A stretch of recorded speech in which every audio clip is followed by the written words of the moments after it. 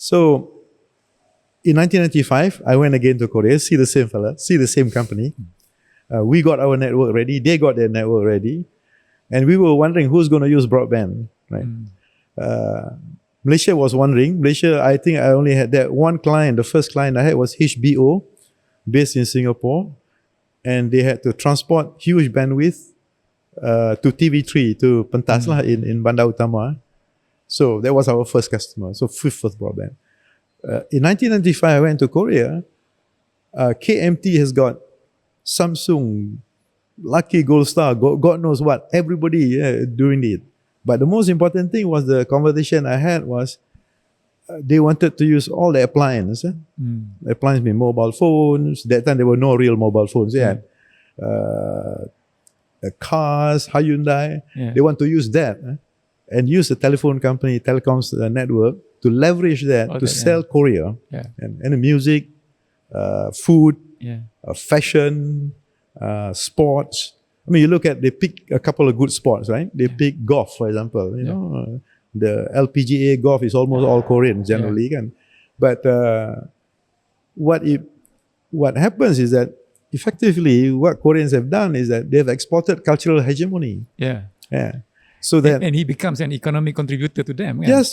So what I'm trying to get at, it all started with a plan, a cultural policy, because ours is still, Malaysia is still fragmented. Kita tak define it properly for it to be strategized upon.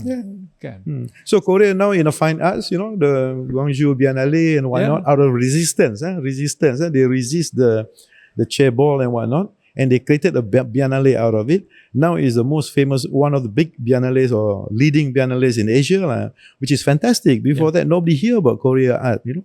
I mean, you got Gangnam music, apa semua, that K-pop and whatnot. That's all you hear, boy bands, kan?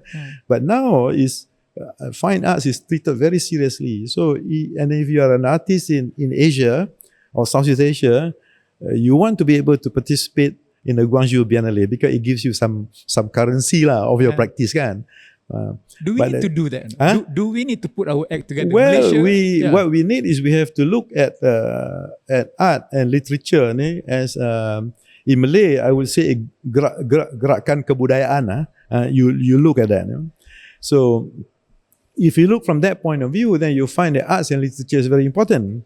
Which is why my main criticism of the Madani document, the Madani document does not, while you have a little bit featherweight the how do I call it?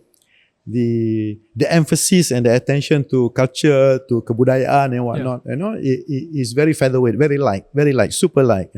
So it's not going to hold water. But anyone with interest in the Madani movement will know that that movement will collapse without the foundation of culture, without the foundation of the arts, and without the foundation of creativity and whatnot. If it is not founded on those elements, those soft elements, not great transactional value. If it's not, but it's very important, very critical, very critical. Because Japan is like that, Korea is like that. You see how Korea have done very well. Philippines, so. But Indonesia, for example, Indonesia. Today, over the weekend, I met with 2 Indonesian artists, and they still talk about the penangkapan Dipo Ponorogo and Raden Saleh painting in the 1800s as the most significant thing. So you have a member of the feudal class, you know, was arrested, painted by another aristocratic Javanese, and that became the reference painting for almost all Indonesian artists, you know, for dissent, for disagreement, or for agreement with anything. And I think the Penangkapan Diponegoro by Raden Saleh is probably the most appropriated painting ever in Indonesia. And all the artists I know are very proud. They will show that, okay, you know, we have this one. So what I meant is that the missing link in Malaysia is, I mean, this is going to be a very bad statement if I have to make. The gerakan kemerdekaan for Malaysia, the artists was not evident. In fact, they are non-participant. The visual artists were non-participant. For example, the leftist teachers and whatnot were participating. The major writers were not participating. The feudal class participated a little bit. Tunku Abdul Rahman, of course, and then Hoon Jaafar, the aristocrat participating. So the artists, the visual artists, the writers, didn't really participate. So to such an extent that after the nation have achieved independence and become what we are today, the role of the artists and in society is not being revered as in the Philippines or Indonesia. In Indonesia, Afandi did graffiti on the railway wagon of the Dutch railway wagon. Then he became famous. Karil Anwar, smoke whatever, wrote the poetry, he became famous because the artists participate and they're seen to be participant for the country to achieve self-determination, independence. So they are pejuang lah kan. Whereas ours not really, which is sad.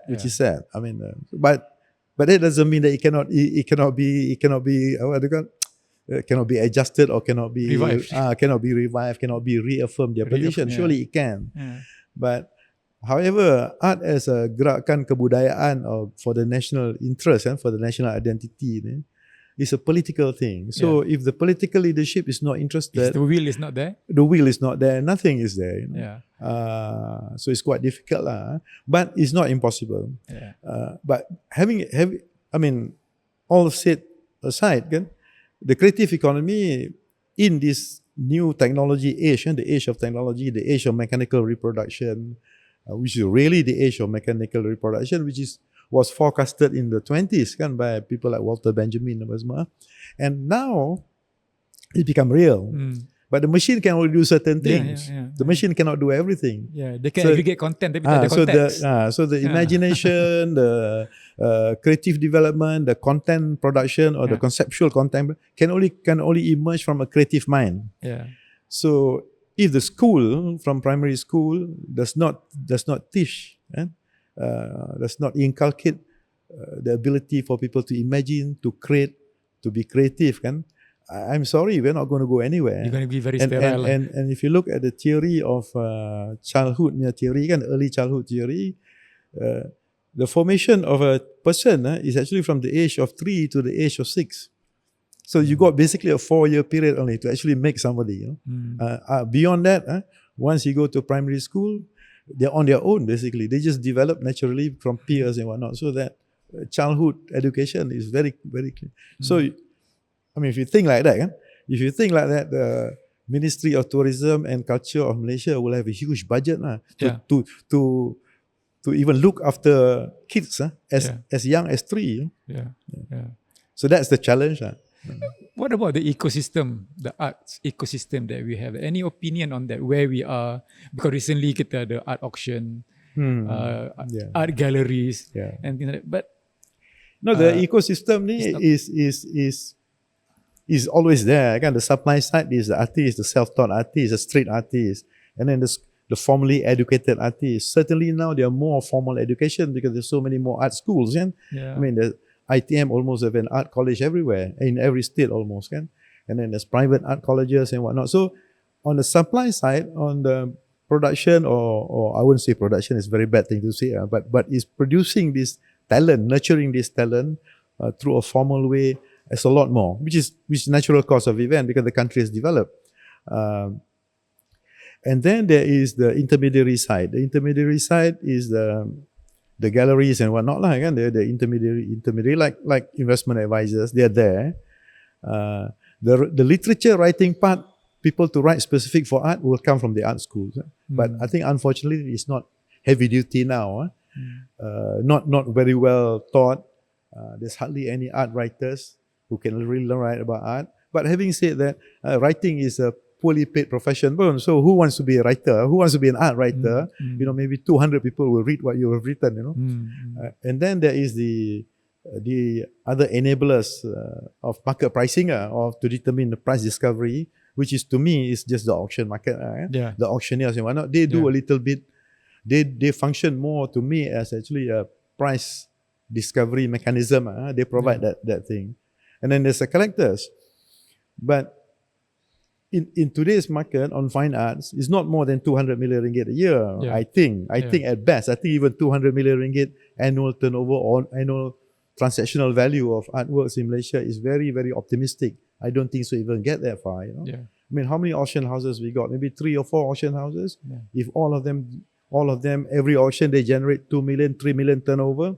If they do 4 of them a year, you add all that up. Yeah. You know, that's not a lot, can? And then the private galleries and whatnot. So the ability for the galleries to make a decent earning is not great, not that good on a $200 million market. At the same time, the visual artists, you know, the market is very small. And then the collector base. The collector base also is very small, very narrow. And then they, for want of a better word, it's almost, I wouldn't even say the collector base, I'll say a collector's club, like a small country club of, you know, 200 or 300 people. They're all members. So, I mean, the KJNS got 1,000 members, you know, more than 1,000 members. There are more members of the golf club than the members of art collectors in the whole country. Yeah? So, you know how narrow the business is. Eh? So, when I wear my financial side on my hat, you know, I mean, it's a silly business to enter, to be in. Yeah? So, concentration. How do we expand the collector base? Eh? I mean, that is always, on the demand side, that's always the most important thing. If the demand size increase, then I think people feel a bit more to do. And if the supply side is always there, then the supply side is encouraged. If the demand side increase in value, increase in size, then the supply side will then naturally improve in quality because they now have to sell more better work to a bigger market and things like that. And so with a narrow base of collector, what happens is the collectors on the private side, in a way, are competing with the institutions to become the arbiter of taste, for want of a better word, to arbiter of taste, to offer validation, to offer a kind of quality measurement, metrication of quality. This is bad art, this is good art, this is mediocre art and whatnot. So, and then the institution, at the same time, they're not great big collectors, right? The function of collection is for repository, good quality works, for the purposes of research, for purposes of archiving history. So they are actually a collector, a repository of visual history. So you cannot pressure them too hard and too much, because the balance of the pressure should be absorbed by the private sector. But the private sector are 2 types of private sector. One is the other corporate institution, corporate institution, and then there's private people who use their own surplus income, or I wouldn't say surplus income, discretionary spending. Discretionary spending. And discretionary spending is basically they buy what they like, they buy what turns them on, and they have a ceiling, they can't go beyond what they can afford. It's not like buying stock, and then they're buying asset that technically speaking is supposed to appreciate but not so certain. So, and then if you look at buying art in Malaysia for investment purposes, the market is not deep enough. So exit is always very narrow, very difficult to exit. I have a few paintings here. I've had it for years, and it's not so easy to sell. So to broaden or to increase the diameter of the collector is quite important. But with a narrow collector market, the sad part, well, I wouldn't say the sad part, effectively what happened is that the private collectors determine the aesthetics.